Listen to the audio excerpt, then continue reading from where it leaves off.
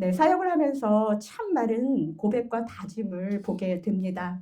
여러분들, 제가 출산 신방을 가잖아요. 그러면 아이의 부모님들이 마치 그 성탄절 마구간에 있는 요셉과 그 마리아처럼 저는 이제 아이를 믿음으로만 기를 거예요, 뭐 이러면서 막 결의를 다짐합니다.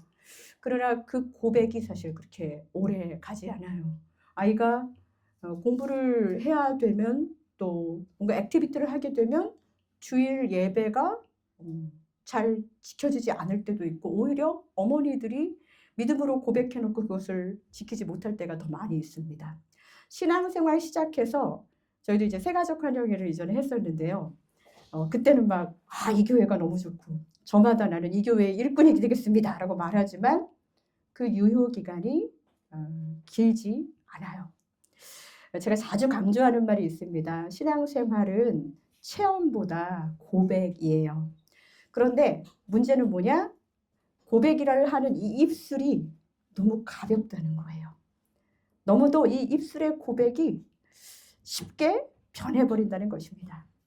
하나님 앞에서 했던 여러분의 신앙의 고백, 사랑의 서약, 사람들 앞에서 공개적으로 돌아가면서 앞으로 이렇게 하겠습니다 했던 다짐의 말들, 그때는 순간 박수도 치고 흐뭇하고 감동도 있지요. 그러나 여러분들이 그동안 했던 수많은 고백들, 네, 얼마 전에 입교한 사람도 있고 세례받은 분도 계시고 또 결혼 서약을 하신 분도 계실 것이고, 저처럼 목사 안수 받을 때 서약한 사람들도 있을 것입니다. 그 고백 이후 우리는 지금 잘 살아가고 있습니까? 기쁠 때나 슬플 때나 바람이 부나 번개가 치나 사랑할 것을 약속합니까? 했을 때 네 하지 않을 수 없어서 그냥 네 했는데, 그 번개가 이런 번개였어? 실감하는 그런 고백의 시간들. 여러분, 더 안타까운 것은 뭐냐? 왜 그 고백을 지키지 못했을까 생각해 보면 대부분의 사람들이 자기 자신한테 돌리는 탓을 하는 사람 아무도 없어요. 환경을 탓하고 사람을 탓하고 교회를 탓하고 심지어는 하나님까지 탓합니다. 여러분, 오늘 이 시간의 말씀이 여러분이 하나님 앞에서 그리고 사람들 앞에서 했던 수많은 고백들을 다시 한번 소환해내서 기억해내는 시간이 되기를 바랍니다. 그때는 정말 하나님 사랑해서, 그때는 정말 섬기고 싶어서 분명히 했던 말일 거예요. 그런데 왜 지금 우리는 그 고백이 점점 퇴색되고 이제는 기억조차도 나지 않는 그런 옛날 고백이 되어버린 걸까요? 사랑의 유효기간이 이 도파민이 머무는 정도의 시간이라고 생각하는 사람들도 있어요. 과연 믿음도 그냥 우리의 뇌에 도파민이 머무는 그 정도, 지금 우리 그렇게 살아가고 있지는 않은가요? 그래서 오늘 우리는 2000년 전에 예수님께서 제자들에게 하셨던 질문을 한번 다시 펼쳐 보려고 합니다.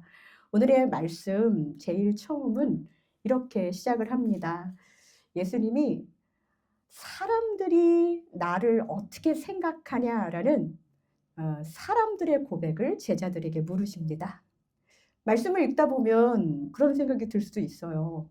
어, 예수님도 사람들 반응이 궁금한가?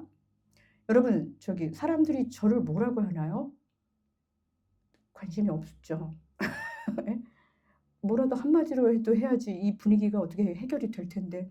저는 이럴 때 난처한 질문을 할 때는 가나다 순으로 해요. "권지영, 사람들이 나를 뭐라 그래요?" 엄마.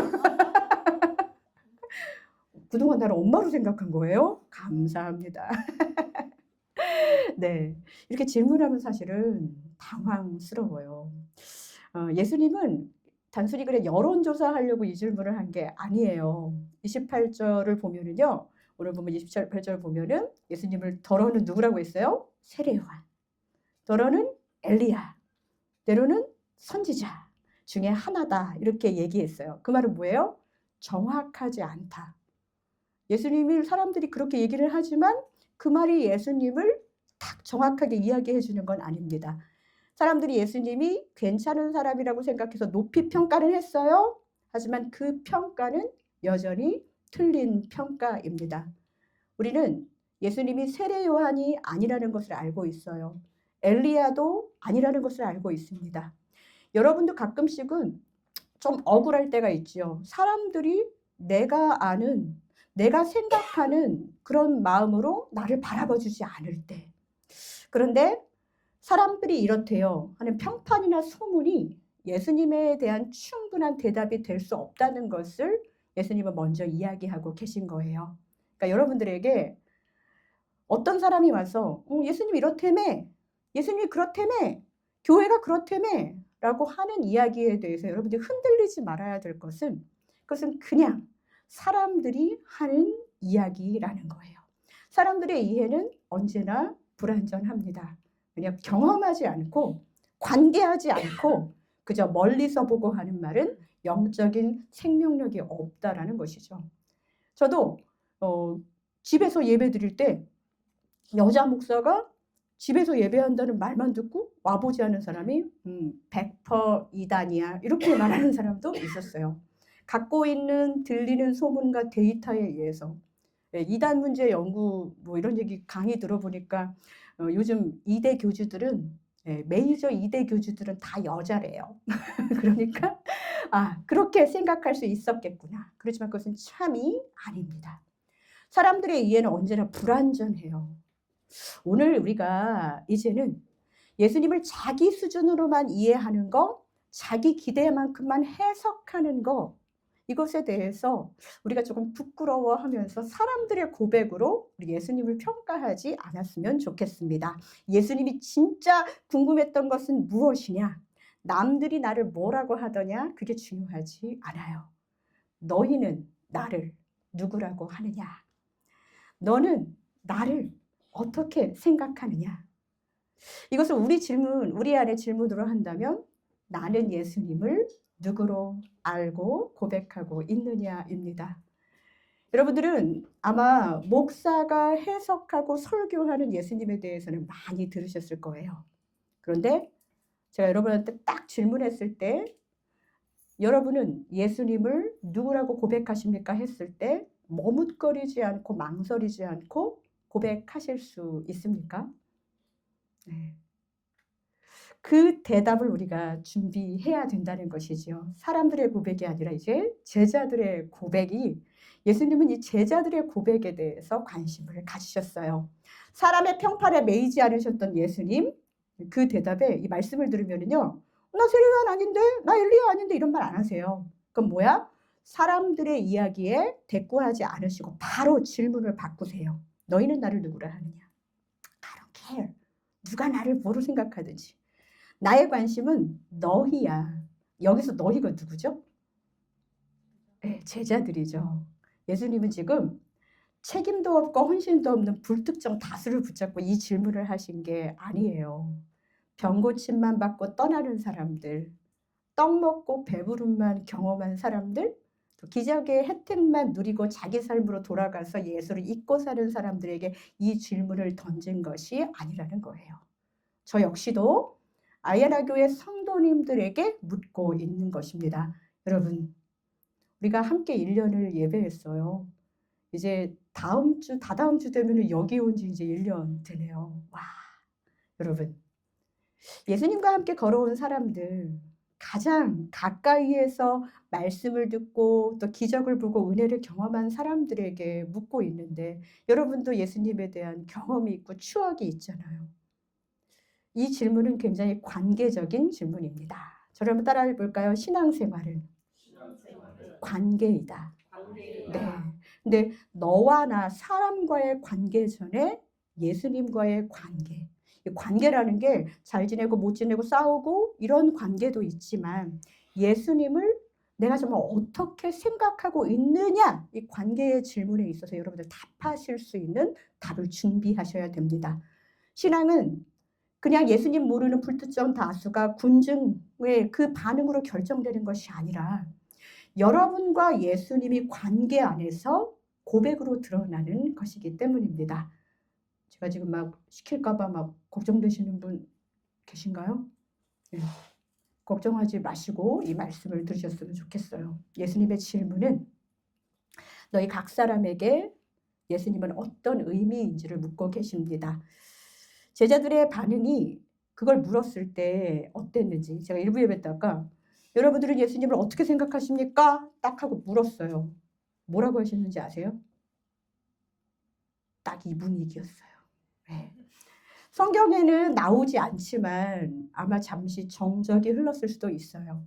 사람들이 예수님을 뭐라고 하는지는 정보기 때문에 세례요한이래요, 엘리야래요 얘기하지만 그래, 그렇다면 너는 나를 어떻게 생각하는데? 라고 물었을 때는 이제 긴장이 시작됩니다. 아마 잠시의 퍼즈가 있었지 않았을까 싶습니다. 남의 생각을 옮기는 거는 되게 쉬워요. 예, 저도 어저께 설교가 막 50분까지 할 뻔했어요. 왜냐면 책을 많이 읽으면 읽을수록 남의 생각이 너무 좋은 거예요. 갖다 다 베꼈을 수도 있을 만큼. 그러나 자기의 믿음을 해석을 바로 당사자 앞에서 말하는 것은 어렵습니다. 보경아, 목사님 겪어보니까 어때? 좋아요. 네. 표정을 봤어야 되는데, 표정을 찍었어야 되는데. 네, 사람들이 말하는 예수는 누구인가?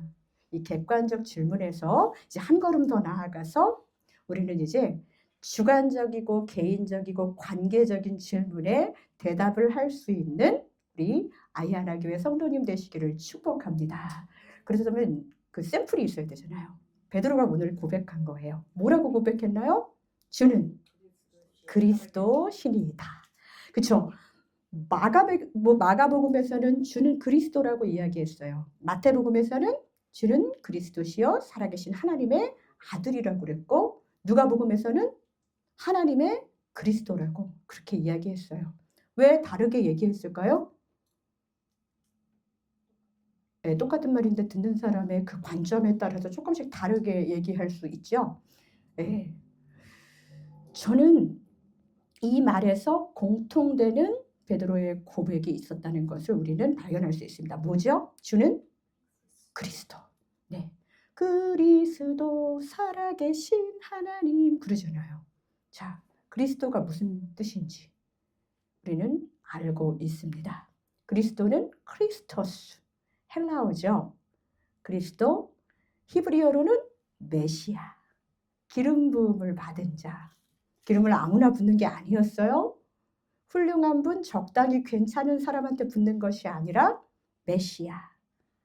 무언가 험악한 상황으로부터 구출해지고 자유케 하고 우리를 구원해줄 구원자를 그리스도라고 했다는 거예요.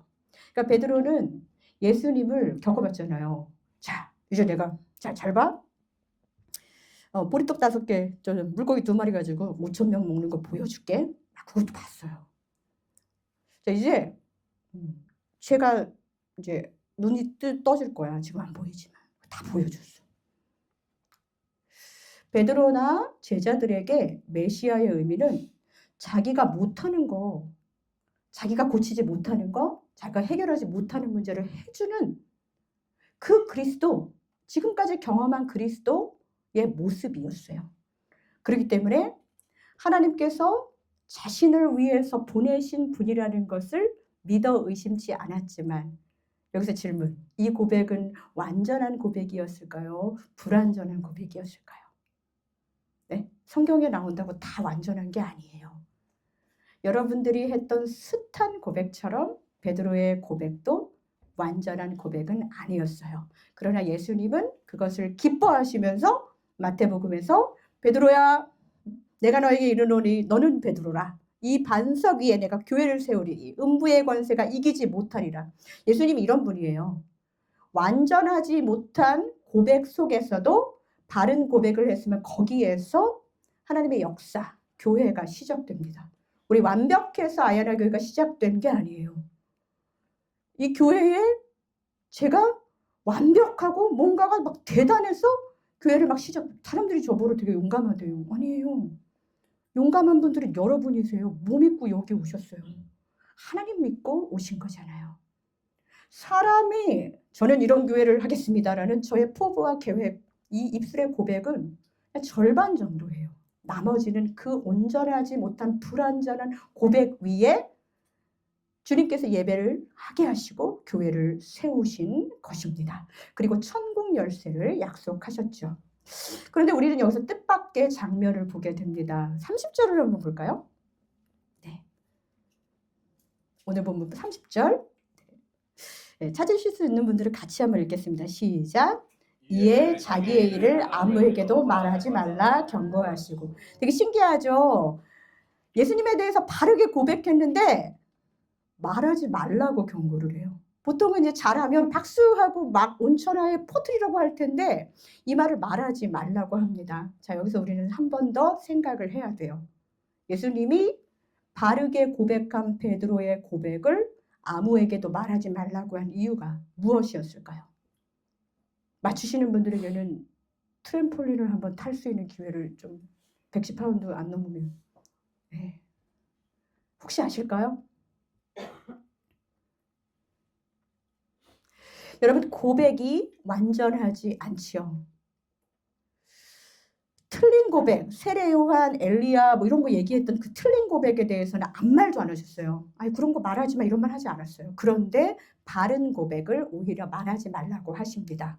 자, 아껴두게 되죠. 진짜 소중한 것은. 근데 왜?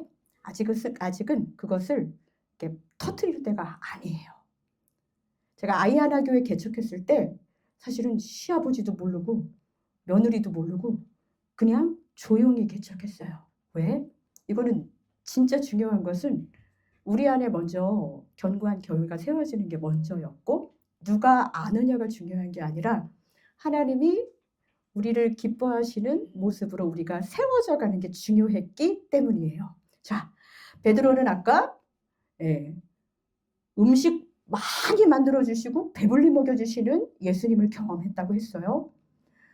사람들이 고치지 못하는 병을 고치는 예수님을 경험했어요. 자, 그러면 그리스도라는 고백을 했을 때는 제자들이 생각하는 메시아는 우리를 진짜 배불리 먹여주고 민족적으로 영웅적이고 우리가 이제 로마 속국인데 우리를 빨리 해방시켜주고 하는 그런 방식의 메시아를 기다리고 있었죠. 지금도 유대교는 그렇잖아요. 예수님은 정치혁명가도 아니고 민족적 영웅도 아닌데 그걸로 오신 분이 아니신데 사람들은 이제 주는 메시아입니다 하면 이제 그때부터 어떻게 해요? 자기 방식대로 예수님을 막 전하고 다닐 거예요. 지난번에 봤지?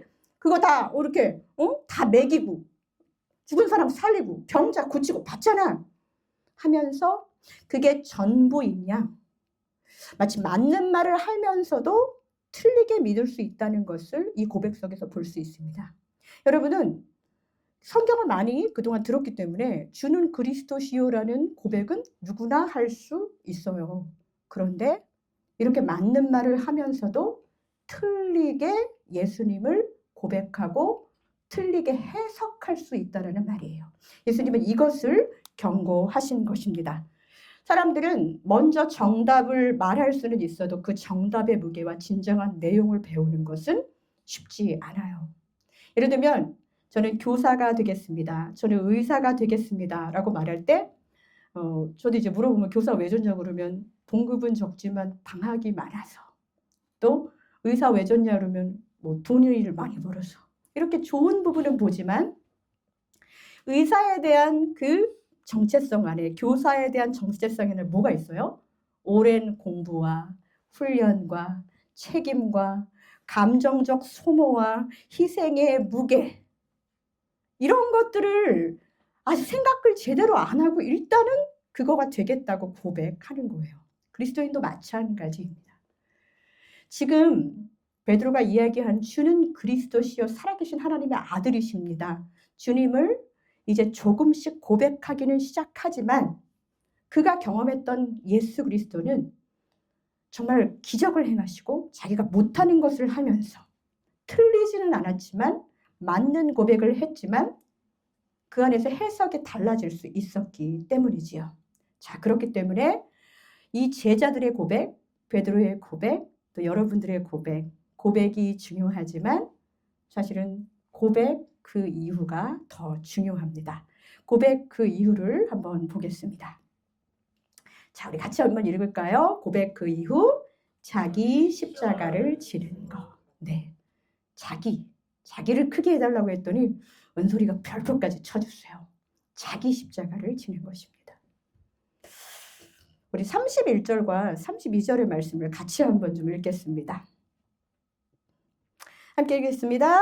인자가 많은 고난을 받고 장로들과 대제사장들과 서기관들에게 버림받아 죽임을 당하고 사흘 만에 살아나야 할 것을 비로소 그들에게 가르치시되 드러내놓고 이 말씀을 하시니 베드로가 예수를 붙들고 항변하매. 자, 신기해요. 그리스도라는 것은 말하라고 그랬어요? 하지 말라고 그랬어요? 아까 예수님이 하지 말라고 하셨어요. 그런데 드러내놓고 말씀하신 게 있었어요. 그게 뭐였죠? 인자가 고난당하고 죽임당하고 사흘 만에 살아날 것. 예수의 고난과 죽음과 부활은 드러내놓고 말해라. 우리는 보통은 좋은 거 먼저 얘기하잖아요. 예수님은 메시아! 모든 걸 다 할 수 있다! 근데 이거는 감추고 이거부터 말하라는 거예요. 이게 이제 예수님을 믿는 진짜 진정한 그리스도인으로 가는 여정이라는 것입니다. 내 고백이 내가 예수 믿었을 때 그렇게 막 가슴이 뜨끈뜨끈하고 막 그랬는데 그게 왜 금방 퇴색됐을까? 우리 안에 예수님에 대한 바른 이해. 고난 빼고 예수님 이렇게 해주세요. 십자가 빼고. 예수님 죽는 예수님은 저에게 매력 없어요. 잠깐 죽으셨다가 3일 후에 부활하셨잖아요. 그리고 그 전에 갈릴리에서 많은 거 하셨잖아요. 하면서 예수님에 대해서 취사 선택해서 내가 느끼고 내가 취하고 싶은 예수님의 모습만 가지고 우리가 신앙생활을 하기 때문에 십자가 얘기 나오면 보링하고 나는 그런 십자가 붙드는 예수님은 좀 힘든 것 같아요 라는 말이 나오게 되죠. 그래서 더 재밌는 건 뭐냐면 베드로가 뭐 했다고요? 항변을 했다는 거예요. 이게 그 마태복음에 보면 더 자세하게 나오는데 주여 그리 마옵소서 이 일이 결코 주께 미치지 아니하리이다. 베드로가 예수님의 보호자 같아요. 자, 이것은 마치 이런 얘기예요. 너무 그 남편이 아내를 사랑한 나머지 이제 아기를 낳을 와이프한테 여보 당신이 상하니까 배에 힘주지 마. 애기 나오지 못하게. 애가 나왔어. 여보 당신이 너무 피곤하니까 몸매 망가지니까 젖주지 마. 애기가 막 울어 배고프다고. 그 애기가 울어도 일어나지만 당신 피곤하잖아. 애기가 저쪽 높은 데로 가가지고 떨어질 위험에 있는데 여보 당신 그러다가 손 다쳐. 위험한데 그냥 다치게 놔둬. 여러분 이게 말이 돼요? 이 말을 전해드린 엄마는 뭐라고 그럴까요? 그럼 그렇게 할까요? 그러나요? 저리 비켜요! Be quiet보다 더 높은 수위의 이야기를 하겠죠. 우리 애들이 말하는. 예수님도 베드로를 향해서 그렇게 베드로의 항변을 향해서 이렇게 말씀하시는 거예요. 사탄아! 내 뒤로 물러가라. 내가 하나님의 일을 생각하지 아니하고 도리어 사람의 일을 생각하는도다. 베드로가 얼마나 제한적 고백을 했는지가 여기서 드러납니다. 그리고 우리도 위로가 되죠. 우리가 했던 모든 고백들이 완전하진 않지만 이제 고백 이후에 예수님한테 혼돈하고 사탄 소리도 들어가면서 쫙쫙쫙쫙 가는 모든 여정에서 주님과의 관계가 더 깊어지는 거예요. 여러분 안에 있잖아요. 어려운 마음이 들거나 죄악의 마음이 들었을 때 사탄아! 이렇게 외치는 말씀이 들려야 이제 하나님하고 더 친해지는 시간이라는 것입니다. 이 말씀 매우 충격적이었습니다. 조금 전까지 신앙 고백을 대표처럼 보였던 그 베드로가 이제는 하나님의 일을 막는 자리에 서게 되는 거예요. 제자는 주님의 길을 수정하는 사람이 아니라 주님의 길을 따라가는 사람입니다. 따라해 봅시다. 제자는 주님의 길을 수정하는 사람이 아니라 주님의 길을 따라가는 사람이다. 믿으십니까? 정답을 말한 입술이 십자가 거부할 수 있어요. 이것은 제가 여러분한테만 하는 말이 아니에요. 저도 말씀 전하면서 십자가 거부했던 숱한 불순종의 시간이 있는 완악한 목사입니다. 예수님을 그리스도라고 고백하는 것과 십자가를 받아들이고 그리스도의 그 십자가까지 받아들이는 것은 다를 수 있어요. 예수님의 고난과 죽음과 부활은 선택이 아니라 그리스도인들에게는 옵션이 아니라 반드시 가르쳐야 하고 반드시 드러내놓고 배워야 하는 진정한 제자도의 전공 필수라는 것이죠. 그렇다면 그리스도인에게 반드시 가르쳐야 할 것도 분명합니다. 제가 여러분들한테 조금 보링한 교역자가 되더라도 예수의 고난, 예수의 죽음, 예수의 부활 그거 전하지 않으면 저는 목사도 아니에요.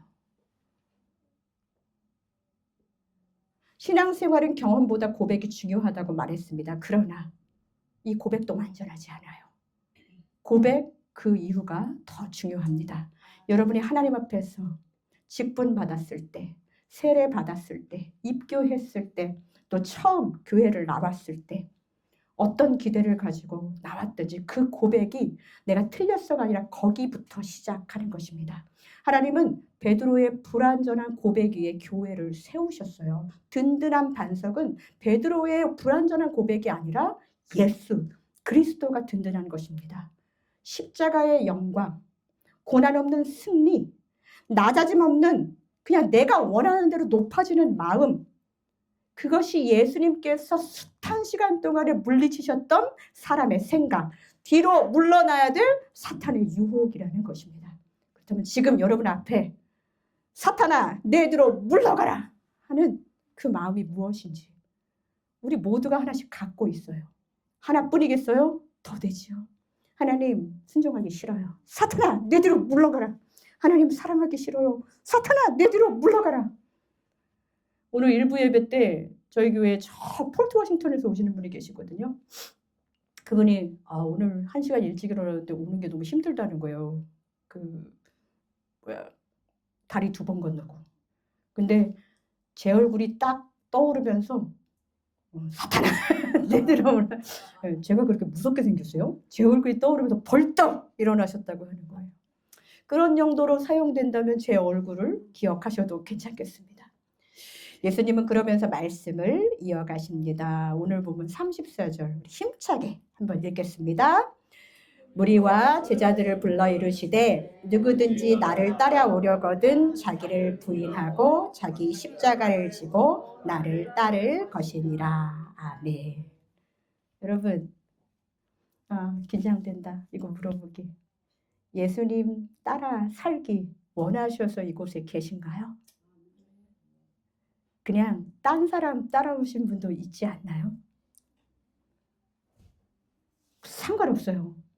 어떻게 왔든 간에 여기서 우리 다시 예수님이 드러내놓고 가르치라고 했던 고난과 죽음과 부활의 이야기를 배우면서 사람을 따라왔던 내 발걸음이 예수님을 따르게 되기를 간절히 축복합니다. 그러려면 내 앞에 이렇게 내 뒤로 들어가라 해야 되는 이것을 뒤로 물리는 기도를 우리가 해야 돼요. 무엇인가요?